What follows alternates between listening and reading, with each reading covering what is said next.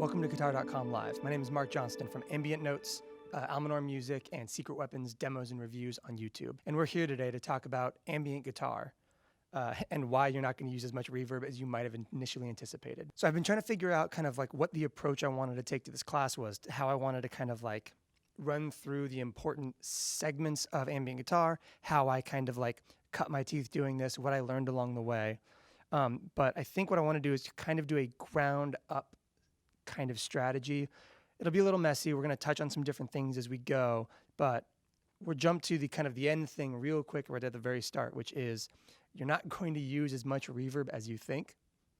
And I think that that's important. And it kind of depends on who you are. A lot of ambient players tend to like more of that droning kind of thing, which is really amazing. It's just not something that I really kind of dig into very heavily. I like a lot of my kind of ambient guitar compositions to still feel like something resembling guitar or synths or keys or kind of dry textures that are accentuated by wet effects and not just wet effects for wet effects' sake.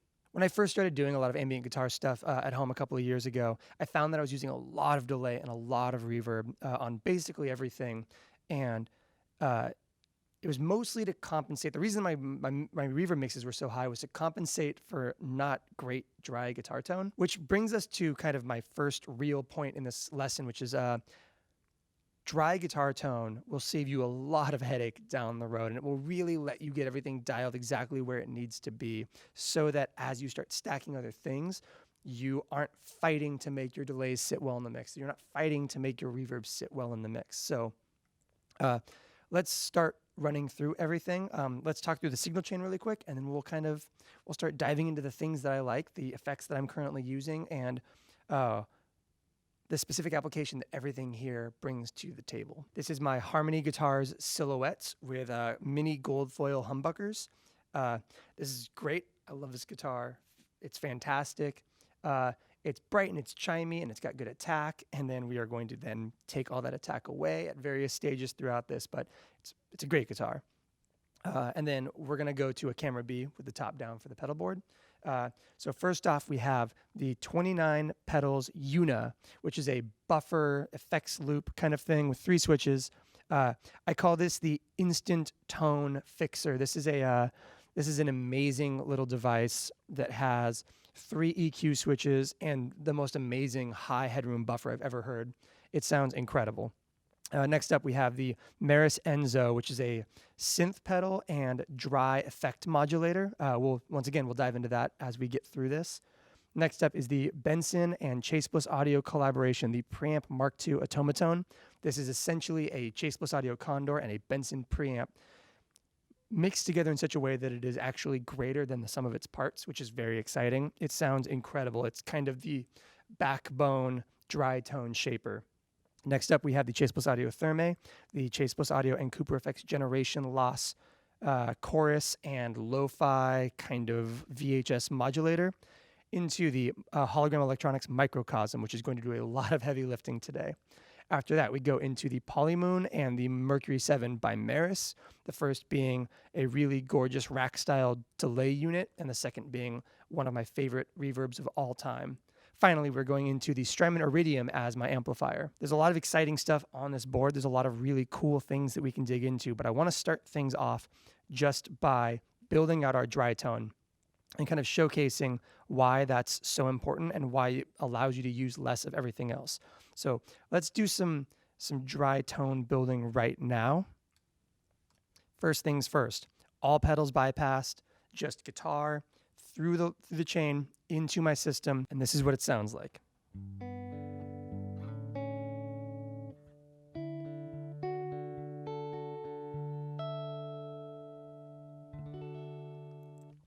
Not super inspiring, although these pickups do sound really good. So first things first, you need an amp. So let's turn on the Strymon Iridium, and let's turn this room control down. I consider that room control to be kind of like the secret sauce of that pedal, and it's why it's my favorite amp in a box that I use. So still no reverbs, no nothing, but now we have the Strymon Iridium set as a Fender amp, pretty clean and pretty flat.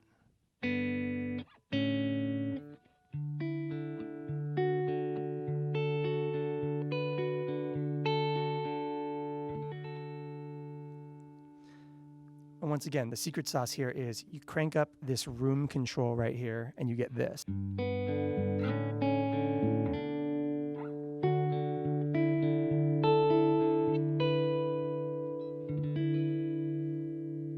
mean, you can really dial it and get kind of like fuzzy, ill-defined.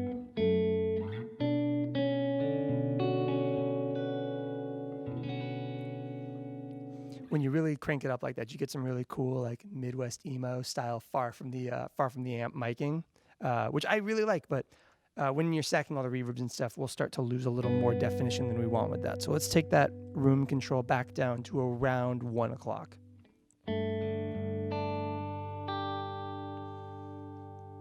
Next up is the 29 pedals Una, which once again, like I said, is a big deal for subtle tone fixing. So let's listen to that on and off. So this is without the Una.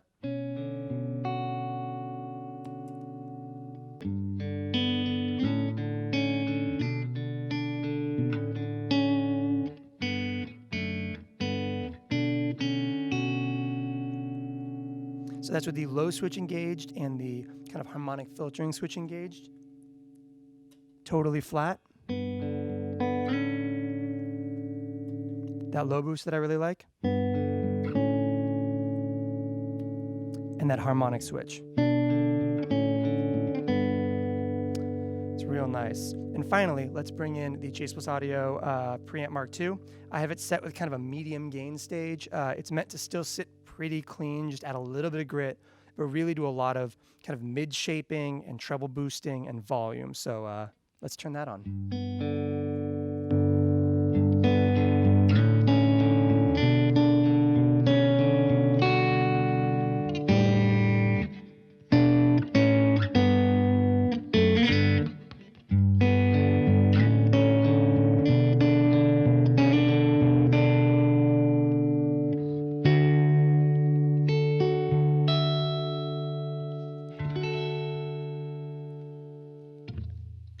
So those are kind of the three big building blocks on the pedal board right now. You can tell that I'm not using a compressor right now. I will often run a diamond compressor on here, but I'm not today. One, mostly because there's no room on this pedal board, as you can tell. And two, because I do actually a lot of compression in post. I'm recording in Universal Audio's Luna DAW right now. And I'll often use a 2A on almost every single track in post when I'm mixing, as well as the Neve 1073 preamp, which I'm using on all tracks going into this to give it a little bit more character and grit, because sometimes the Apollo Twin sounds so good that it almost sounds a little bit sterile if you don't add something back in with some character. So that's our dry tone. We have made it to kind of base level, good dry tone for something that I would be into using. And we can like turn that treble down. Yeah, let's actually take that treble down. This guitar's a little bit brighter than the one I was recording on with yesterday.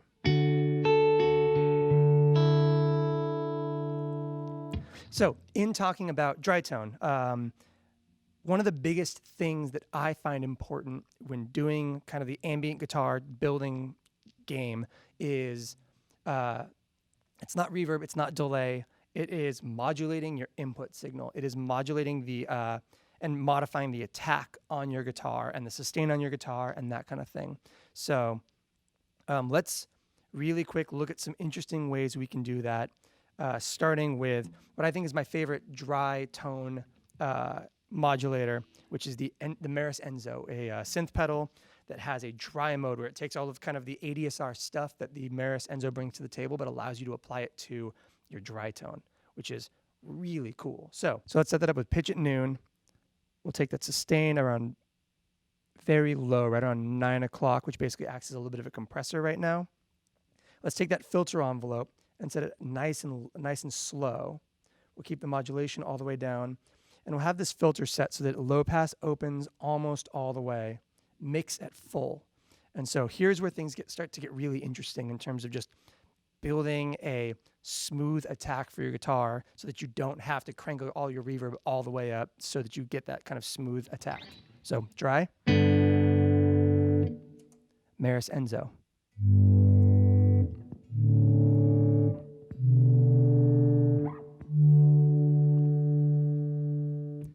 See, that right there does a ton. Let's take that filter and open it up a little bit slower, and let's add a little more compression.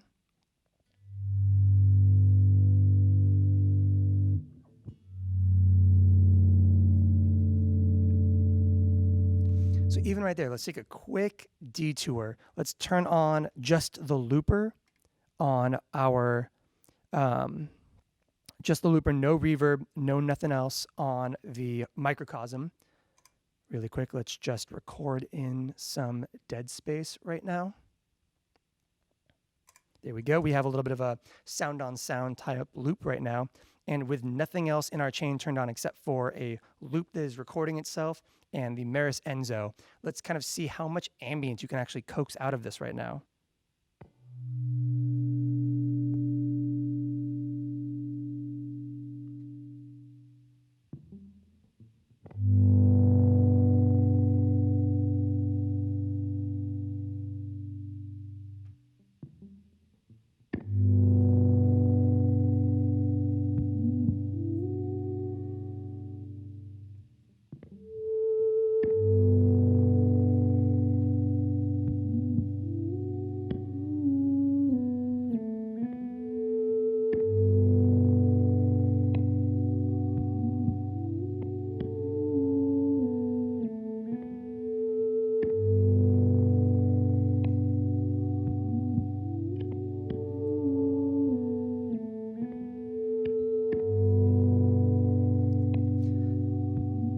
And while we're doing this, one of the other amazing things about the Enzo is the pitch control. So let's add some bass notes to this. Go down to an octave down.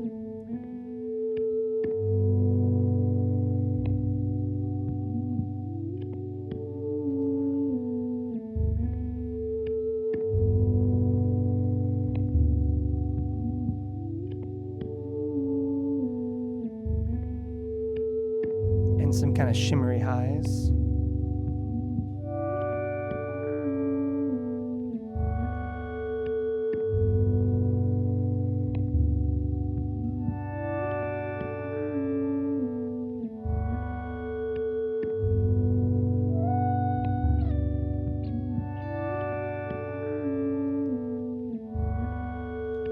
So listen to where we've gotten so far.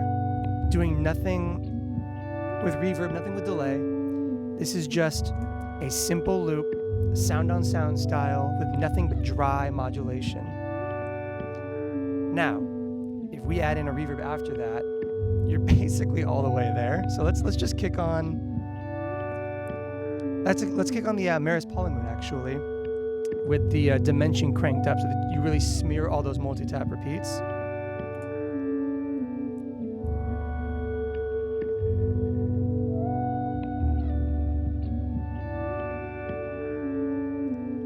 And we're keeping the mix right at noon, which is not very high. And then same thing, kind of low decay, medium mix on the Mercury 7.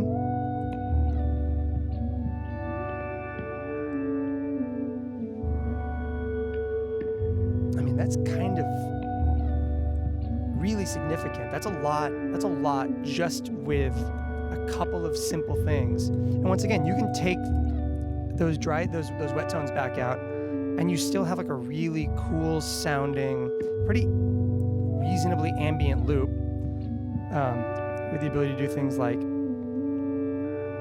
reverse it back,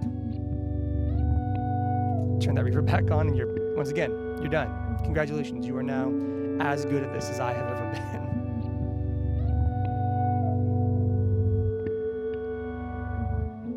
Okay, we're getting distracted. We got to stay on target here. It's easy to get lost in moments like that, but we're trying to keep this to a solid 30 minutes, and we're not going to make it if we keep behaving like this. Okay, so Meris Enzo, you've got those lows, those highs, which is really cool. What else can you do to modulate that input signal? Next up, I want to talk about the generation loss or the therme, both of which kind of can be used for a similar thing right now, and they have kind of different approaches that I really, really love. Let's take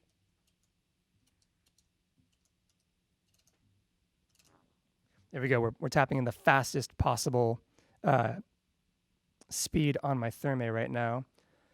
Because if you take that and you crank the mix all the way up, you actually can get a really cool low-pass modulator. Oh.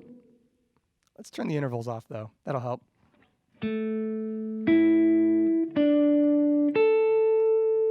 So dry.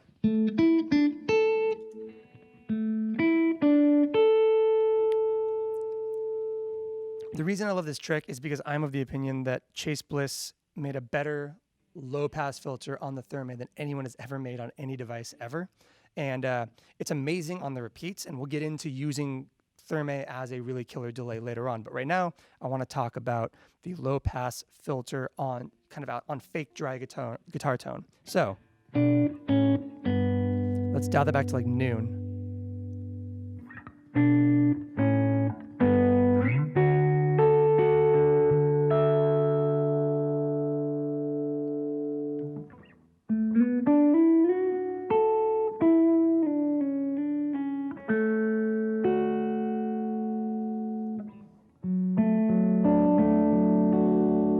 There's a grit there. There's a really kind of prettiness to that. And once again, if you bring everything back in, including the slow opening of the Maris.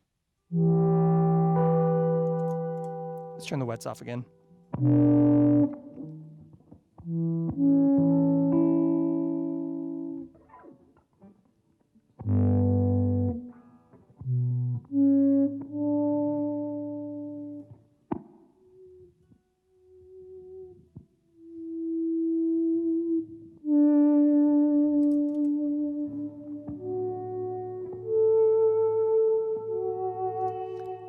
So no filtering.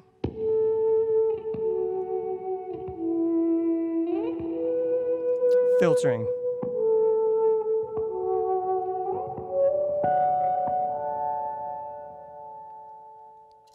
Similarly, we've got the generation loss, which we are setting up as kind of a broken chorus kind of thing. So dry tone, generation loss.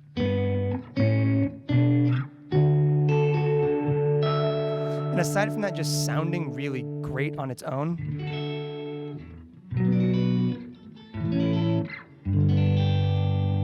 when you start stacking it into things, especially like the microcosm, which is only okay at catching input signal if you stack anything before it other than like standard dry tone stuff, the way the generation loss messes with the microcosm actually can create some really beautiful stuff, which let's get into the microcosm, which I think would kind of be considered the command center of this board a little bit. I think that it does a lot of the heavy lifting in terms of my writing right now. There's a million amazing settings on here that we don't have time to get into. So what we're going to do is mostly just talk about it from the perspective of how you can use it as a dry tone modulator outside of its reverbs, and then how you can use the filtering and the reverb inside of it to smooth those things out in really beautiful ways. So let's turn this on. Let's go to kind of a full wet with a blocks mode that I really like. So we're going to have the filter wide open, no reverb right now. And just to show you once again, like we're still in this mode of heavily staying away from the reverbs and the delays, and it's just building dry tone in interesting ways and changing the way your guitar sits and emotes and expresses itself without smearing everything with just reverb like would be the usual kind of fort. Okay, so dry tone.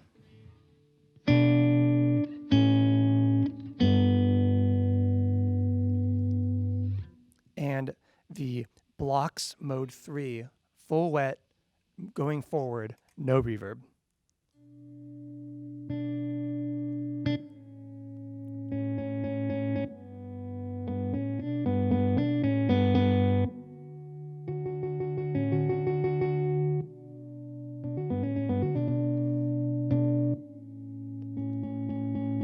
So once again, we're not getting into wet mode stuff yet, and spoilers, you have the option on this pedal, but we're not doing that yet. We had to wake the computer back up.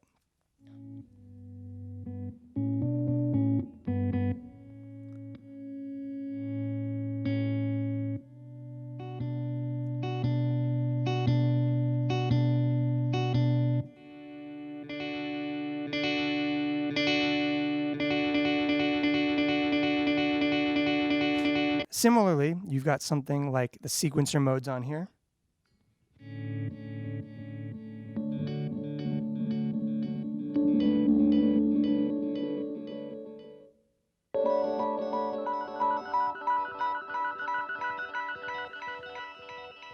And reverse it.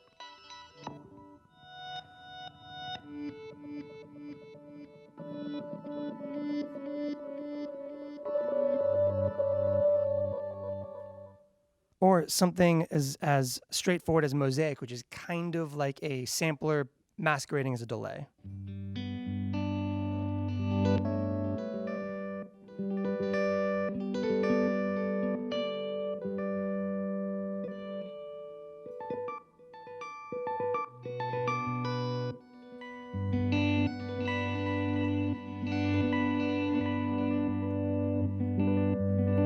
And that filter works wonders here.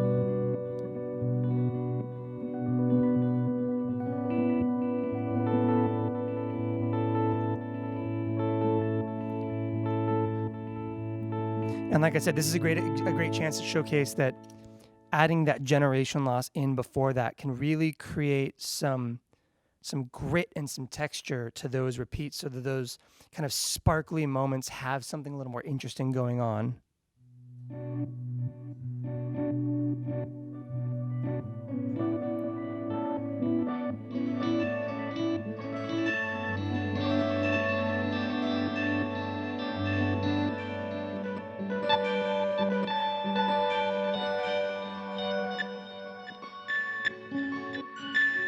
And once again, we're still not using any reverb anywhere on this board.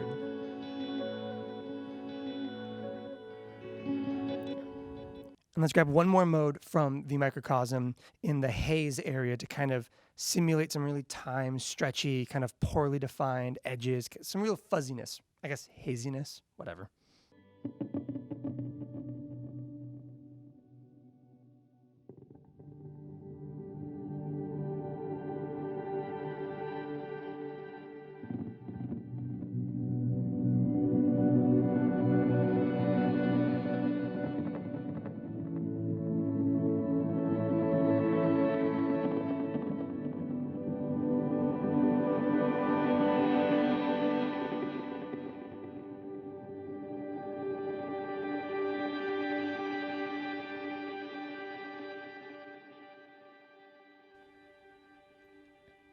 So once again, we are building blocks and aspects to our functionally our dry tone. At this point, we're getting a little bit out of the realm of being able to honestly call it dry tone.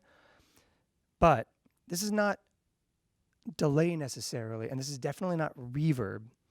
And we are already like so close. And this is kind of the big thing that I have found joy in when I'm writing ambient music right now, is using reverb to kind of glue the edges together, not just to kind of create the ambience, but to kind of use it as like a finishing touch, like that thin layer of frosting at the top, rather than the cake itself.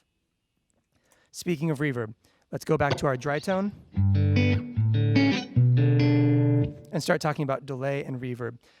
There is a lot of merit to mono delays stacked into stereo delays, not just because I think that there are dynamic differences that are really valuable to having that center of the mix delay versus that wide signal, but also using a really beloved mono delay and accentuating it into something wide with something else. So the example we have here is we have the Chase Bliss Audio Therme, my favorite delay ever made, and the Maris Polymoon. Let's slow down the delay time on the Chase Bliss Audio Therme, and let's give it a listen.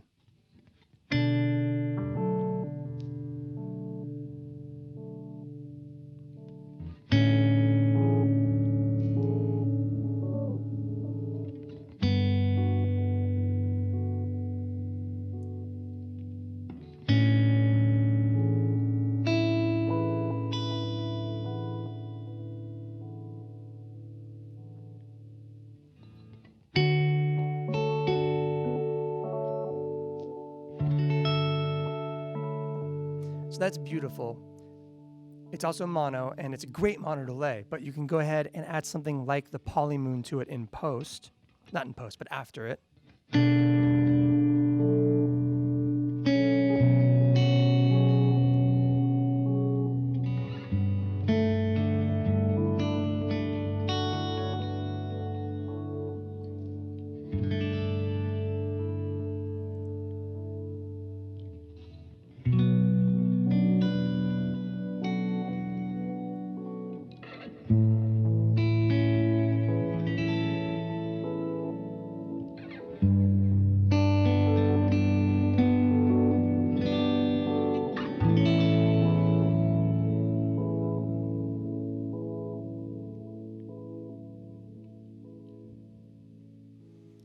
And finally, let's talk about the Meris Mercury 7. I am of a mind that Cathedra on the Mercury 7 is one of the best reverbs ever made, bar none, no question.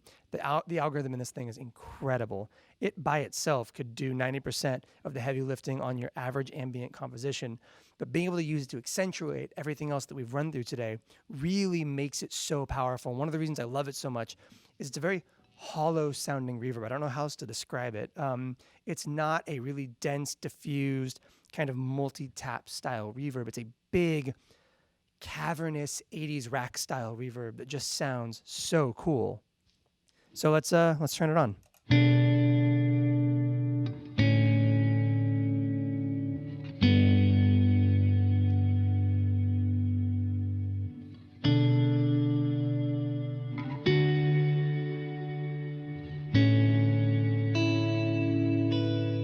Gen loss.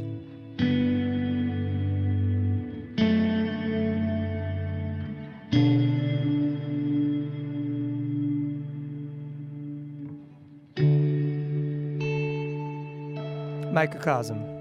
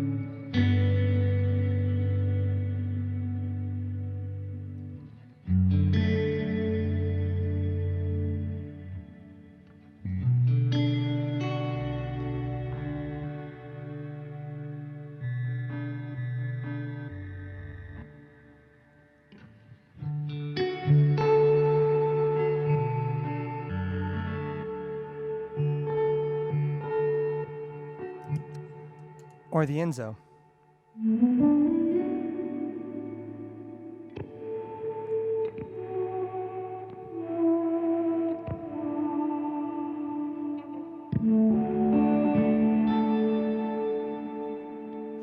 And once again, we have kept delay and reverb at or below noon for the entirety of this lesson.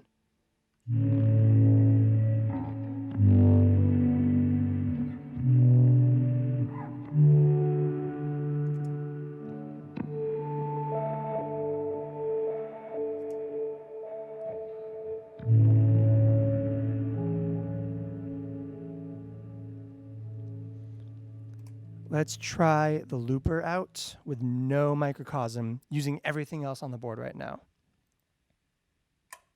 So we'll just record some dead space.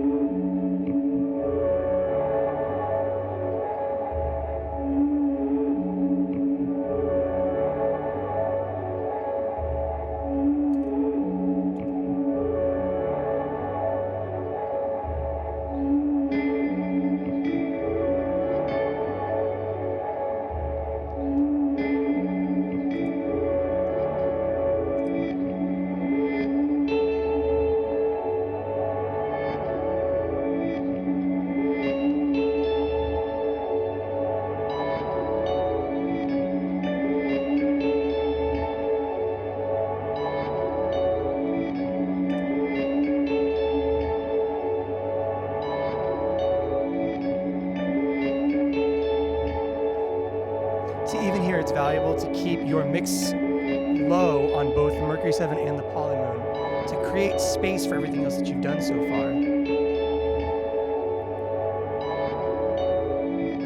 Okay, final thing that I want to talk about before we close out with the full constructed piece is two things. Thing one is I don't really use a lot of loopers other than for demonstrations like this or to kind of capture repeating glitchy drone kind of moments. I like to record everything multi-tracked into my DAW. And the reason for that is because it's one thing to be able to stack in here and to play with those different textures, but it's an entirely different thing to be able to take every single one of those layers and EQ it, compress it, and pan it to kind of where fits best. So a moment like that could sound really cool, everything kind of stacking in the way that it did. But what I want you to pay attention to as we outro to this final kind of compiled piece is how much more space is created by being able to give every single texture and every single moment that you've created its own platform and its own area in your mix. Guitar players who play by themselves a lot often have a hard time fitting into a band context because they're not used to having to make room for a keyboard player or a bass player. And so you're EQing your guitar to fill all the space in ways that is just not reasonable in a context where you have another guitar player, a keyboard, multiple vocalists, whatever else you might have going on. And I think that learning to kind of mix your own guitar in a multi-tracked environment like this is incredibly valuable for understanding where the flaws in your guitar tone are, where the areas that you need to reduce the amount of reverb you're using, all of those things. So as we dive into this, I want you to pay attention to the way that I use brighter textures versus darker textures, the way that I kind of increase the low end in the guitar versus kind of cut that away or scoop the mids out of something or really make good use of one of the 3 low-pass filters on this pedal board, 4 low-pass filters on this pedal board right now. Creating space for other moments to breathe is so valuable, and setting up your guitar rig to do things like carve out frequencies and to get really good, really varied, clean tone before you start stacking reverb will make it so that you're not relying exclusively on your reverb for everything. So let's go ahead and listen through kind of this kind of complete composition as we outro. And yeah, I hope this was helpful. If you found any of this helpful, if you want to learn more about this stuff, or if you want to just see so many other examples of me using this gear for the last forever amount of time on the internet, you can follow me on Instagram at Mark Johnston, MarkJohnston, or at Ambient Notes on Instagram as well. You can also subscribe to me on YouTube. If you search my name or Secret Weapons Demos, you'll find that. And finally, if you want to hear any music I've put out, I have a project called Almanor that you can stream the first single on all the platforms called Rapture. So forguitar.com live. I'm Mark Johnston. Thank you so much for joining me. And let's outro with a kind of fully mixed piece using everything we just covered. Thank you.